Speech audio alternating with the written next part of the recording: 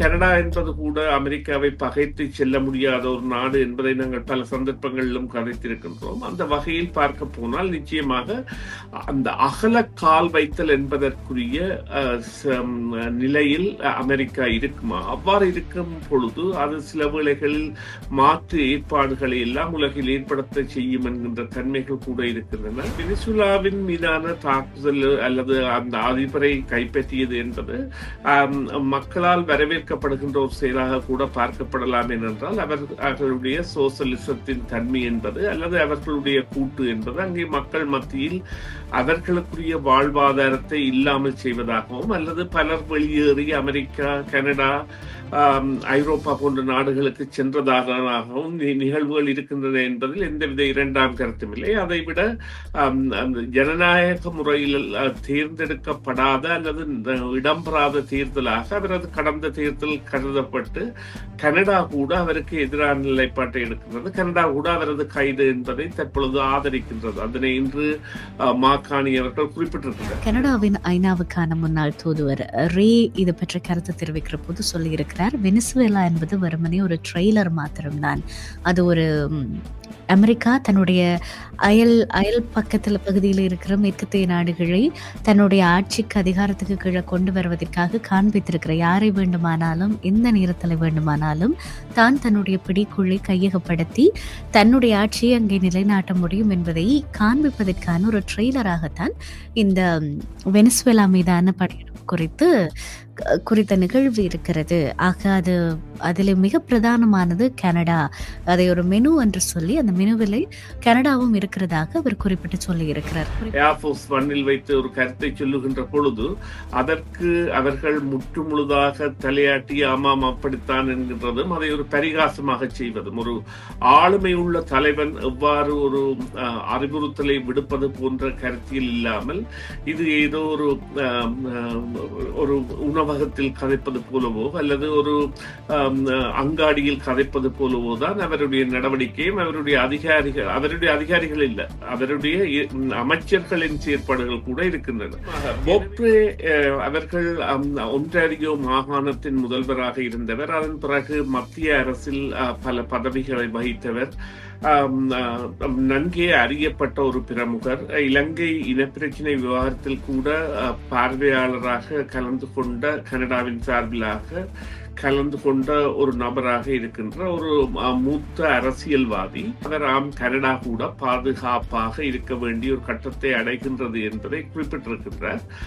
இதற்காக அவர் குறிப்பிட்டிருக்கின்ற விடயம் என்னவென்று சொன்னால், அமெரிக்கா சொல்கின்ற விடயங்களில் அது செய்கின்ற தன்மை என்பது நிச்சயமாக அது அந்த உலக ஒரு ஒழுக்கையோ அல்லது உலகின் தற்போதைய நிலையையோ பேணுவதாக இல்லை, அதற்கு மறுதளிப்பாக செயற்படுகின்ற ஒரு தன்மையை கொண்டதாகவும் மறைமுக நிகழ்ச்சி நிரல்களை உள்ளடக்கியதான ஒரு தன்மையை கொண்டதாகவும் அவருடைய அனுகூலத்தின் அல்லது பார்வையின் பிரகாரம் அதை தெரிவித்து அதனால் இந்த சஞ்சரவுகள் என்பன ஏற்படலாம் என்பதற்கான கட்டியத்தை கூறுகின்றார்.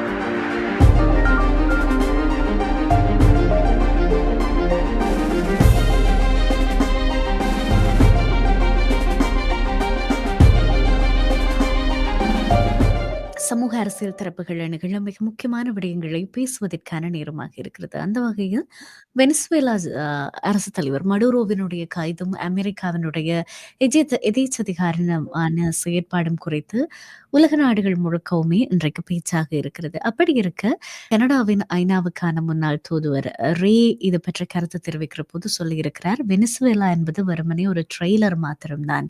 அது ஒரு அமெரிக்கா தன்னுடைய அயல் பக்கத்துல பகுதியில் இருக்கிற மேற்கத்திய நாடுகளை தன்னுடைய ஆட்சிக்கு அதிகாரத்துக்கு கீழே கொண்டு வருவதற்காக காண்பித்திருக்கிற யாரை வேண்டுமானாலும் எந்த நேரத்துல வேண்டுமானாலும் தான் தன்னுடைய பிடிக்குள்ளே கையகப்படுத்தி தன்னுடைய ஆட்சியை அங்கே நிலைநாட்ட முடியும் என்பதை காண்பிப்பதற்கான ஒரு ட்ரெய்லராகத்தான் இந்த வெனிசுவேலா மீதான படையெடுப்பு குறித்த நிகழ்வு இருக்கிறது. ஆக அதில் மிக பிரதானமானது கனடா.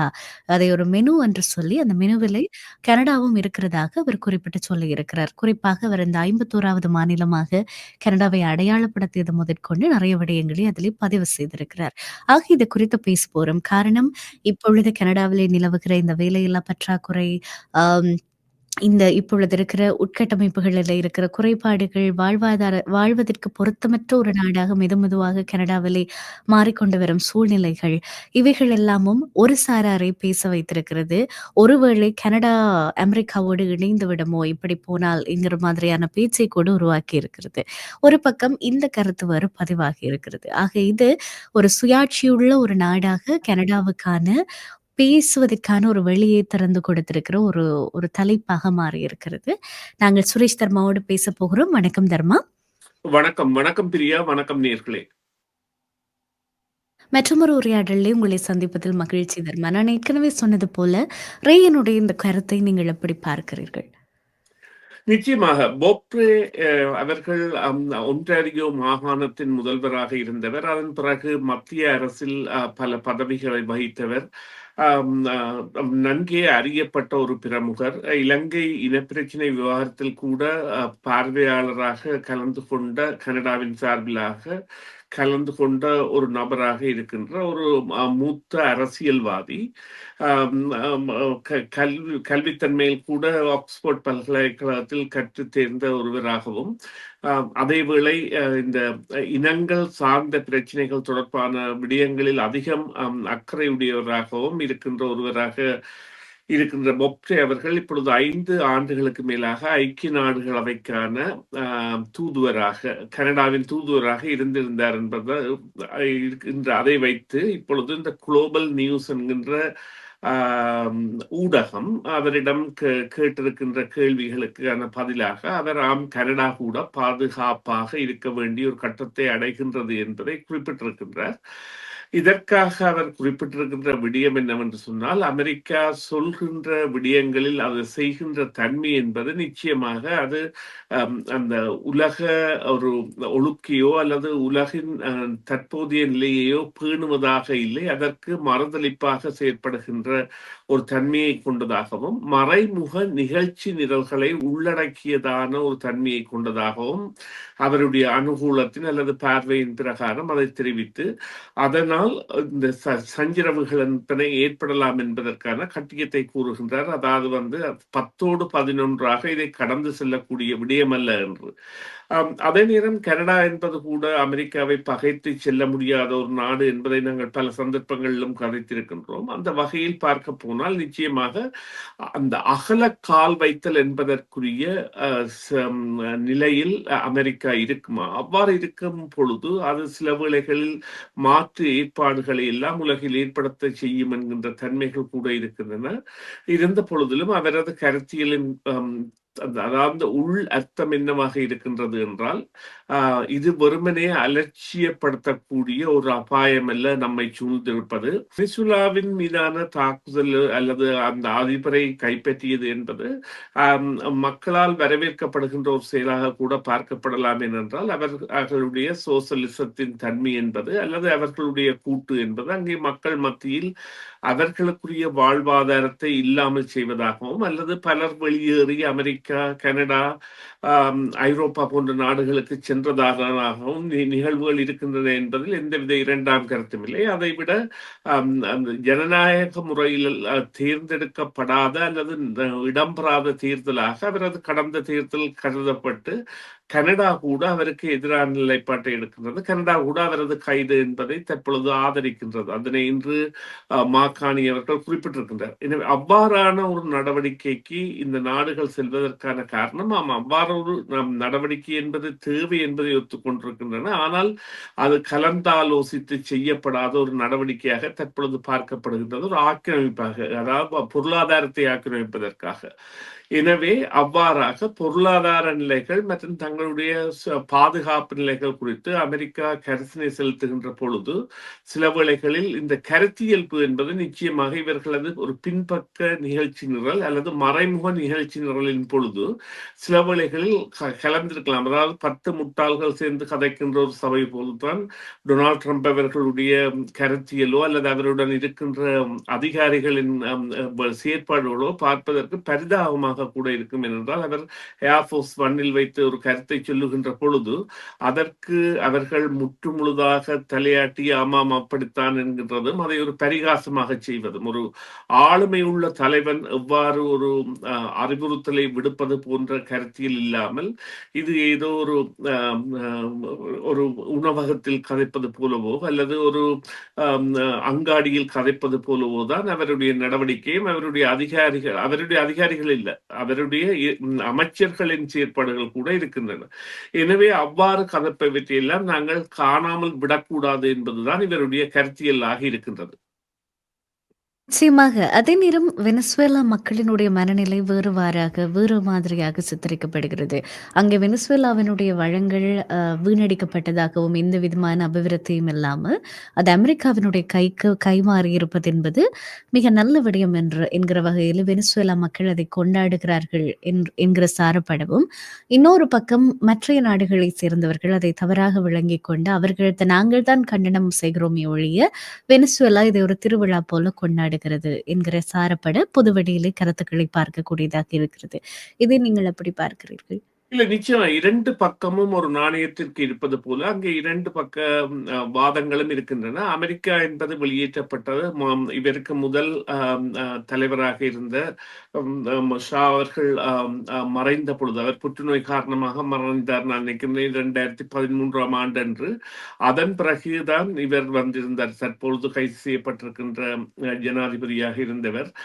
இருந்த பொழுதிலும் அவர்கள் ஒரு சோசலிசத்தை அல்லது கம்யூனிஸ்டத்தை நோக்கி பயணித்த பொழுது அவர்களுக்குரிய பொருளாதார நெருக்கடிகள் கொடுக்கப்பட்டன. பொருளாதார நெருக்கடிகள் கொடுக்கப்பட்டு எண்ணெய் வளங்கள் போன்றவை எல்லாம் வேறு நாடுகளுக்கு செல்லாமல் அல்லது சந்தைப்படுத்தல் போன்றவற்றில் எல்லாம் நிலைகள் மட்டுப்படுத்தப்பட்டன. குறிப்பாக வெளிநாடுகளில் உள்ள வெனிசுலாவின் சொத்துக்கள் என்பன கூட முடக்கப்பட்டன. நான் நினைக்கிறேன் குறைந்தது 7 அல்லது 8 பில்லியன் டாலர்கள் பெறுமதியான அவர்களுடைய சொத்துக்கள் எல்லாம் அந்த தடைக்கு கீழ் கொண்டு வரப்பட்டன. அதன் பின்னர் வெளிநாடுகளின் பிரசன்னம் என்பதில் அங்கே சீனா மற்றும் ரஷ்யாவின் எண்ணெய் பெறுகின்ற செயற்பாடுகள் ஈடுபட்டிருந்தார்கள். கியூபா நாட்டு படையினர் இவருக்கு பாதுகாப்பு வழங்குவதற்காகவும் அவர்களுடைய பரிவாரங்களிலும் ஈடுபட்டிருந்தார்கள். அதே போல ஈரானியர்கள் குறிப்பாக வெனிசுலா கடவுச்சீட்டு கூட பெறுகின்ற அளவிற்கு அவர்கள் அந்த சென்றிருந்த நிலைமை என்பது ஈரானியர்களும் இந்தியர்களும். அதற்கான காரணம் என்னவென்றால் இந்த எண்ணெய் சுத்திகரிப்பு ஆலைகளை இயக்குவதற்கு அவர்கள் அமெரிக்காவையோ அல்லது வேறு மேற்குலக தொழில்நுட்பவியலாளர்களையோ அல்லது தேர்ச்சி நிபுணர்களையோ அழைக்கவில்லை. அதற்கு பதிலாக அவர்கள் ஈரான் மற்றும் இந்தியாவிலிருந்து அவ்வாறானவர்களை அழைத்தார்கள். அவர்களுக்கு அதாவது குடியுரிமை கூட கொடுக்கப்பட்டன. அதாவது இஸ்பானிய மொழி பேசுகின்ற தேசமாக இருந்து இஸ்பானிய மொழி தெரியாதவர்களாக குடியுரிமை உள்ளவர்களாக இவ்வாறானவர்கள் வந்திருந்தார்கள் என்பதில் இரண்டாம் கருத்தில்லை. ஆனால் அவ்வாறான ஒரு முடக்க நிலைக்கு அது இட்டுச் செல்லப்பட்டு அதனால் வெளிவர முடியாத நிலையில் அவ்வாறான செயற்பாடுகளில் அது ஈடுபட்டிருந்தது. அதற்காக இந்த அதிபரின் செயற்பாடு என்பது எந்த வகையிலும் இந்த கடைசி அவருடைய இறுதி கால பகுதிகளில் இந்த நியாயப்படுத்தப்பட முடியாததாக இருந்தது என்பது உண்மை.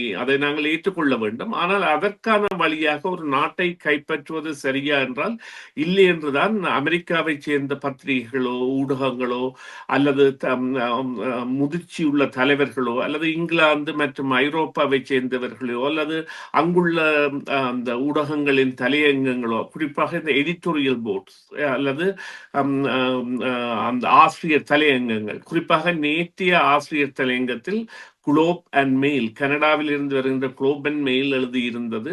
இது கனடா பார்த்து கொண்டிருக்கக்கூடிய விடயம் அல்ல. கனடா இனி தனது சுதந்திரத்திற்கான அத்திவேரத்தை உடனடியாகவே இட்டு அதன் நோக்கி செல்ல வேண்டும். அது பல பத்தாண்டுகளுக்குரிய திட்டம், உடனடியாக செய்ய முடியாது என்று தெரியும்.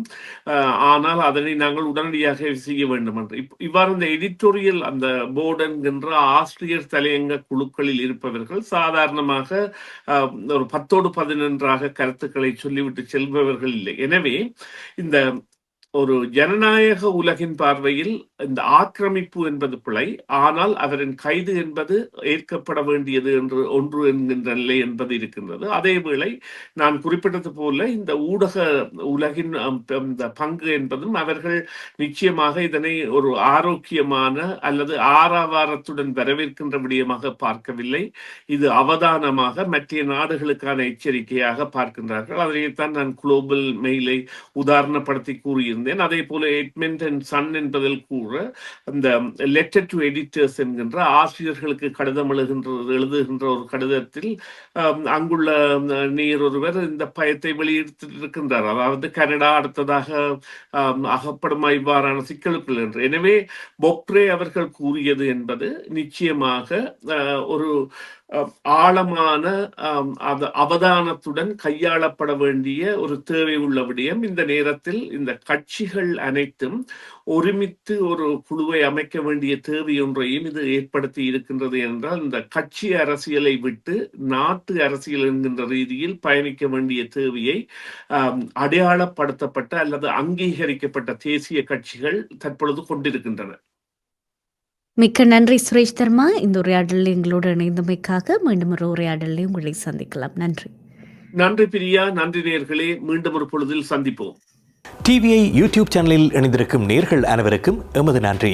எமது காணொளி தொகுப்புகளை தொடர்ந்து நீங்கள் பார்வையிடுவதற்கு கீழிருக்கின்ற பெல் பட்டனை அழுத்துவதனூடாக நோட்டிபிகேஷனில் பல காணொளி தொகுப்புகள் உடனுக்குடன் உங்களை வந்து சேரும்.